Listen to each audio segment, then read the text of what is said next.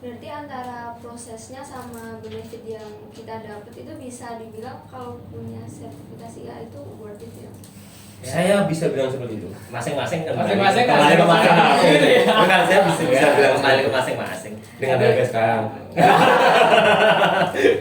Karena tidak dipungkiri ya, kalau kalian ikut yang Arsitalk kemarin kan saya juga bilang kan Indonesia itu negara asosiasi gitu. Jadi ketika banyak orang kenapa sih harus ikut AI, harus ikut asosiasi tertentu, ya karena di kita yang bergerak di lapangan itu masih asosiasi gitu loh. Jadi ketika ada sekarang arsitek udah di UU udah jelas yang mengatur asosiasi namanya YAI. Nah, ketika kita tidak apa ya, mendekat atau gimana, takutnya kita bakal ketinggalan jauh nih untuk perkembangan ke depannya gitu.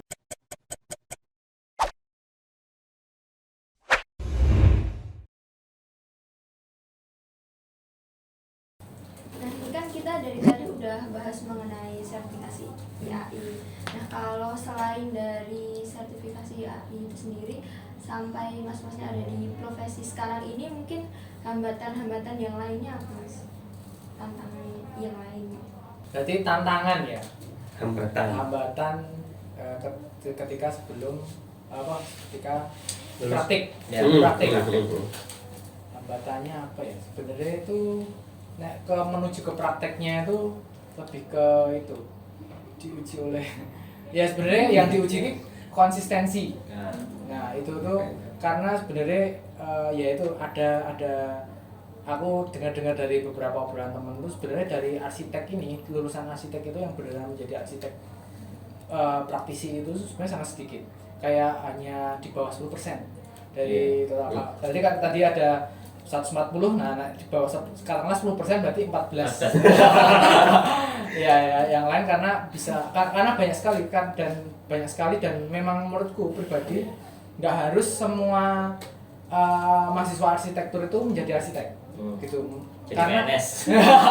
Tapi tetap nggak arsitek ya? karena apa nih yang diajarkan dalam di program studi arsitektur itu sebenarnya itu lebih ke menurutku ya yang rasa itu lebih ke bagaimana membuat sesuatu dari ide ke sampai eksekusi di lapangan. Nah itu kan sebenarnya bisa dilakukan, bisa diterapkan di mana saja gitu. Katakanlah mau bikin dan selain itu tadi juga ada sense of seni gitu yang cukup tinggi, art gitu. Jadi itu bisa dipakai di mana aja. Jadi ketika mau katakanlah mau bikin jadi produk designer gitu, katakanlah bikin cincin gitu juga bisa gitu, karena kita tahu karena kita diajarkan untuk membuat cincin itu nggak hanya membuat cincin loh gitu. Di arsitektur itu juga ada bikin mau bikin cincin tuh yang gimana sih gitu. Terus setelah itu yang gini ada obrolannya. Terus habis itu secara teknis nanti pembuatannya gimana. Nah itu jadi kayak mulai dari tataran ide sampai ke teknis gitu. Jadi yang menurutku kalau tantangannya ke praktisi yang pengen jadi arsitek beneran ya, maksudnya praktisi arsitek itu tuh konsistensi, karena nanti sambil di jalan ketika lulus itu tuh banyak pintu terbuka gitu. Dan menurutku juga nggak harus jadi arsitek kok gitu. Menurutku juga nggak harus jadi praktisi arsitek karena panggilannya tuh sendiri gitu. Jadi kayak istriku itu kan jadi fotografer. Jadi memang yang diambil ya memang sense of, ya kan tahu ini tuh angle bagusnya kayak gini. Ya itu terus kayak mengapa memotret itu seperti itu. Jadi memang bisa dipakai di mana aja gitu. Jadi lebih ke situ.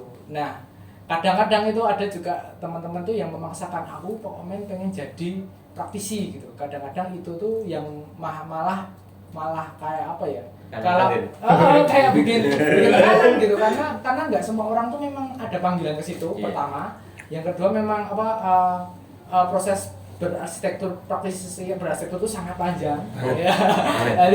Jadi memang nggak semua orang memang fit di situ.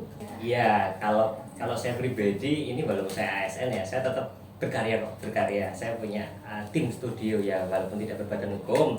Saya ada teman-teman seangkatan maupun adik tingkat, kita bikin grup lah, mengerjakan pekerjaan yang istilahnya swastana nih, kecil-kecilan.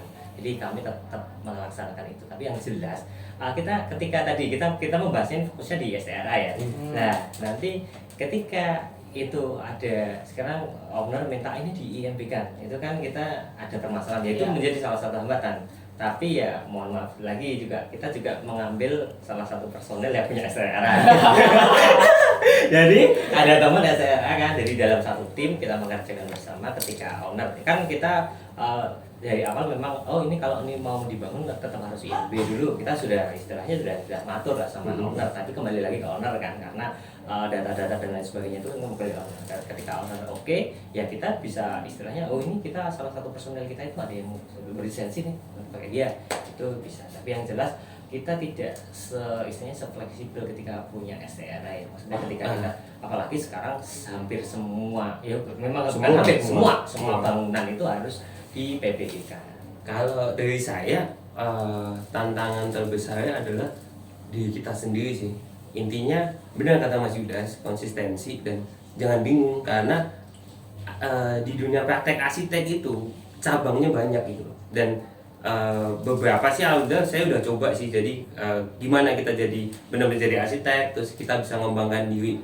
Kalau di lingkup Solo dan sekitarnya kita bisa jadi design and build, kita bisa belajar tentang konstruksi bangunan, dan juga kita bisa menjadi developer untuk menjadikan, maksudnya bisa menjual karya kita lebih ini lagi. Kalau jadi STK kan jasanya, tapi kalau di developer kita bisa mempraktekkan ide kita yang benar-benar murni ide kita bisa jual sebagai bangunan yang utuh gitu, atau kita di hire sebagai mankon ini manajemen produksi MK itu juga membutuhkan. Menurut saya sih yang paling utama itu sih, paling enggak kita tahu kita mau kemana dan kita bisa struggling di situ gitu. Karena kalau kita bingung, akhirnya cuma itu aja, kita bingung, kita pengen jadi arsitek yang ngedesain 1 bulan kok sepi. Nah kitanya tidak kuat mental, tidak kuat hati, pasti yaudahlah banting setir lah apalah gitu. Tapi kalau kitanya tahu aku mau jadi arsitek nih, ketika kita sepi, ini nggak ada orderan, ya udah kita cari yang lain gitu. Jadi kita yang mengolah diri kita. Jadi kalau saya selalu ngomong, sebenarnya bukan kita nyari proyek, sebenarnya proyeknya itu adalah kita. Gimana kitanya? Ketika kita punya relasi, udah kamu kenal, ini dia punya pengusaha udah sukses nih segala macam. Kita bisa ngobrol, dia pengen bikin properti, kenapa nggak kita? Ayo. Ya, dari situ kan kita bisa belajar bahwa di properti memang arsitek punya peran penting nih untuk ngedesain, tapi di selain itu kita bisa belajar birokrasi seperti apa, dengan kontraktor seperti apa, dengan marketing seperti apa gitu. Jadi intinya ketika lulus jangan sampai kalian yang ternyata aku nggak bakat ya, tapi lebih ke ketika kita nggak ada orderan desain, kita bisa ngapain sih, kita bisa main di mana sih, kita bisa bikin apa sih. Yang penting jangan sampai kalian berhenti untuk berproses. Itu sih kalau pengalamanku. Alhamdulillah sih dari beberapa tahun terakhir udah sempat terjun ke desain and build. Kemarin udah 2 kali bikin perumahan sold out semua. Terus dan juga yang jadi menarik, benar katanya Mas Dandai tadi, arsitektur itu juga komunikasi gitu. Jadi kemarin juga saya nggak nyangka ketika satu perumahan, sebenarnya satu kafling saya pecah jadi 3 ketika saya pasarkan terjual. Di perumahan kedua saya bisa bikin 9 unit karena kita ngobrol dan dia yakin dia mau investasi. Itu yang mungkin di kuliah nggak ada, tapi paling nggak ketika kalian di luar, komunikasi itu juga penting selain skill. Jadi gimana kalian ketemu orang, gimana kalian ngobrol, dan gimana kalian bisa menaikkan diri ke orang lain kalau kalian itu emang arsitek. Gitu sih. Thank you. Berarti mungkin yang penting nggak nge-stuck gitu ya Mas, nge-stuck di satu jalur, kayak nyari kesempatan baru gitu. Iya, jangan stuck. Karena kalau stuck berarti pikiran kita nggak berproses, akhirnya udah gitu aja kan. Gitu. Dan mungkin ya itu ketika di desain kita tidak begitu jago, benar kata Pak Sudas, kayaknya kita nggak terpanggil di sini, siapa tahu kita bisa sukses di yang lain gitu. Nah, ini kan dari tadi kita udah bahas mengenai sertifikasi IAI. Nah, selain dari sertifikasi IAI sendiri itu mungkin dari mas-masnya apakah ada tantangan tersendiri gitu sampai ada di posisi di profesi sekarang ini? Masih ada dulu nih yang tua. Ya, lebih senior. Jadi ini share pengalaman ya tentang tantangan atau hambatan seorang arsitektur ketika setelah lulus. Ini terjadi dan mungkin dari teman-teman pun juga bisa melihat, bahkan dosen-dosen juga menyampaikan bahwasanya orang-orang yang punya istilahnya intelijensi tinggi atau orang-orang yang suka berpikir itu terlalu banyak pertimbangan. Nah itu, sehingga dia tidak maju-maju untuk berarsitek, dia takut mengambil resiko, akhirnya mundur, dia cari pekerjaan yang aman-aman saja karena di arsitek ini memang penuh tantangan, kembali ke diri kita sendiri. Bahkan kalau kita melihat teman-teman yang lulus, mungkin ini teman-teman kan sudah lulusnya ya udah lama ya. Bahkan kita melihat dulu teman-teman yang nilai akademiknya tinggi itu malah nggak jadi arsitek, tapi teman-teman yang kuliahnya itu maaf ya Senin Kamis dia sekarang mungkin bisa jadi arsitek di bio terkenal, ya toh, seperti itu. Dan itu memang terjadi karena apa? Mungkin teman-teman itu kalau ketika kita punya intelijensi tinggi itu terlalu banyak pemikiran. Oh nanti ketika aku jadi arsitek aku harus inilah. Seperti tadi ketika kita membahas tentang sertifikasi nanti biayanya banyak, nanti harus waktunya banyak, nanti harus ini nih, malah jadi nggak jadi. Tapi kalau ketika kita arsitek ya udah besok dijalanin aja lah, jalanin, otomatis dia akan berkembang seperti itu. Jadi kembali ke diri kita sendiri, ketika jadi arsitek kita jangan terlalu banyak pertimbangan. Kalau kita punya niat ya lakukan aja. Nah mungkin untuk penutup pembahasan kita kali ini dari mas-masnya mungkin ada kayak tips and trick gitu buat kita para mahasiswa yang masih berproses. Dari yang IAI dulu. Waduh, dari yang dulu nih. Kalau dari saya tipsnya sih pertama jangan nutup diri gitu loh, maksudnya kuliah kita itu sebenarnya abu-abu. Kita di eksak enggak, di seni juga enggak. Kan sebenarnya kita di abu-abu. Jadi ketika kalian menutup diri, aku arsitek ya pokoknya gambar segala macam, menurut saya agak sayang nih gitu. Jadi mending ditingkatkan skill arsiteknya tapi juga tingkatkan juga skill komunikasi, tingkatkan juga relasi, karena setelah ini kalau kalian ikut bio ataupun enggak, itu yang bisa menjamin kehidupan kalian selain diri kalian sendiri, itu cara kalian berkomunikasi dan juga berelasi gitu. Kalau kalian nggak punya relasi, sangat sayang banget, dan kalian punya relasi bagus nggak punya komunikasi yang bagus, sangat sayang banget gitu sih. Jadi kalau tipsku, jangan menutup diri, kembangin diri aja, banyak-banyak main, banyak-banyak teman gitu. Tapi jangan lupa kuliahnya diselesaikan gitu. Takutnya kan lanjut terus nggak selesai, Main terus nggak selesai. itu sih. Masih jelas? Tips ya apa ya? Tips ya setuju sih, mungkin kayak banyak main aja sih. Kayak menurutku kita ini di pendidikan arsitektur ya mungkin pada umumnya, tapi mungkin di UNS yang aku dulu yang dulu alami itu kurang ada obrolan cross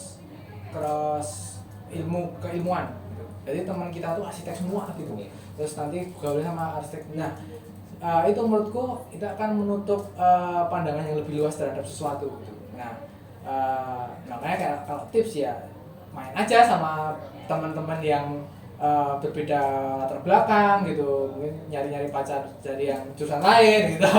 Tapi pacarnya sendiri arsitek. Maksudnya biar memaksa diri untuk dolan kan kadang-kadang perlu kayak boleh pacar yang gitu. Nah, tapi kayak ya itu sih kayak nyari temen cross keilmuan gitu, nanti terus akan membukakan banyak hal gitu, karena arsitektur itu sebenarnya kolaboratif gitu menurutku. Jadi dan ketika kita dari mahasiswa itu sudah melatih kekolaboratifan kita gitu, jadi dengan ngobrol dengan orang katakanlah orang mahasiswa dari prodi lain, terus bahkan dengan orang yang umurnya berbeda jauh, kemudian bahkan dengan orang-orang yang kayak yang jual makanan gitu, diajak ngobrol aja gitu. Itu tuh menurutku kayak cara untuk melatih kita untuk pertama peka terhadap apa yang orang lain itu ingin katakan gitu. Yang kedua ya membukakan pemikiran kita terhadap hal-hal baru yang kadang-kadang tuh di keilmuan kita tuh sama sekali nggak disentuh gitu. Dan menurutku kepekaan itu dalam arsitektur itu kayak kunci gitu. Kepekaan tuh kayak kunci untuk berarsitektur. Yang nggak hanya arsitektur ya sebenarnya, untuk berkehidupan kalau pada besar gitu. Jadi main yang banyak gitu nggak apa-apa gitu kan, masih mahasiswa dan nanti Masih belum ada tanggungan. ngikutin kemana air berjalan aja gitu Yes. sih. Itu aja sih. Kalau saya ini dari mungkin ya rangkuman ya, dan juga salah satu pengalaman yang saya alami bahwa kalau saya pribadi arsitektur itu perlu teman-teman ingat bahwa arsitektur itu tidak melulu masalah gambar ya, Ya, ya. arsitektur itu komunikasi. Ketika kita bisa berkomunikasi dengan klien, karena apa? Arsitektur itu kita menerjemahkan keinginan klien ke dalam suatu gambar yang nanti akan diwujudkan, sehingga lebih banyak ke komunikasi. Tadi sudah disinggung oleh Mas Erwin, sehingga komunikasi ini sangat penting. Ketika kita berhadapan dengan klien, kita itu kita berkomunikasi dengan klien. Ketika klien satisfied dengan komunikasi kita, ya itulah kita berarsitektur seperti itu. Kemudian juga arsitektur itu bukan one man show. Yang namanya rezeki itu tidak diturunkan Tuhan, itu tidak ke kita sendiri kok. Kita lewat jalur manapun, lewat orang terdekat kita. Dan juga dalam arsitektur, contohlah gedung.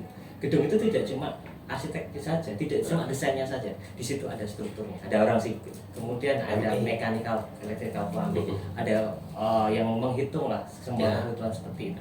Sehingga ketika kita itu berprofesi sebagai arsitek, kita rata-rata arsitek itu adalah tim leader dari tim-tim itu. Jadi arsitek itu rata-rata menjadi peran seorang tim leader yang membawai beberapa divisi-divisi seperti ya struktur, mechanical, electrical, bahkan interior, landscape dan lain sebagainya. Ketika kita membuat suatu karya arsitektur, tidak cuma gedung saja, tapi gedung dengan segala istilahnya segala pendukungnya ya, segala ada landscape-nya, ada internal dan lain sebagainya. Itu kan juga relate dengan yang disampaikan Mas Yudas tadi, bahwa mainnya yang banyak. Ketika kita main banyak, kita banyak kenalan, nah kita bisa bekerja bersama. Jadi kan rezeki bersama, bukan kita sendiri. Jangan egois. Intinya seperti itu. Mungkin itu yang dapat saya sampaikan. Mungkin kalau bisa ditarik kesimpulan, intinya jadi mahasiswa arsitektur itu nggak boleh menutup diri gitu ya, harus memperbanyak relasi, banyak komunikasi, dan intinya harus tetap berproses gitu. Nah, mungkin dari pembahasan di episode kali ini, aku dan teman-teman yang nonton mungkin bisa narik kesimpulan gimana sih prosesnya untuk jadi arsitek, terus tips and triknya, terus mungkin benefit dan impact dari apa yang kita pilih gitu. Mungkin dari situ juga kita dapat segera nentuin pilihan kita selanjutnya gimana, apakah mau ikut PPAS atau S2 atau mungkin jadi ASN kayak Mas Dandare. Jadi mungkin cukup sampai di sini dulu podcast kita. Terima kasih buat Mas Erwin, Mas Dandare, dan Mas Yudas yang sudah bersedia buat jadi narasumber di episode ini. Kesempatan yang mahal buat aku dan teman-teman bisa ngobrol sama alumni-alumni dari arsitektur UNS. Cukup sampai di sini dulu. Sampai jumpa di WLB selanjutnya.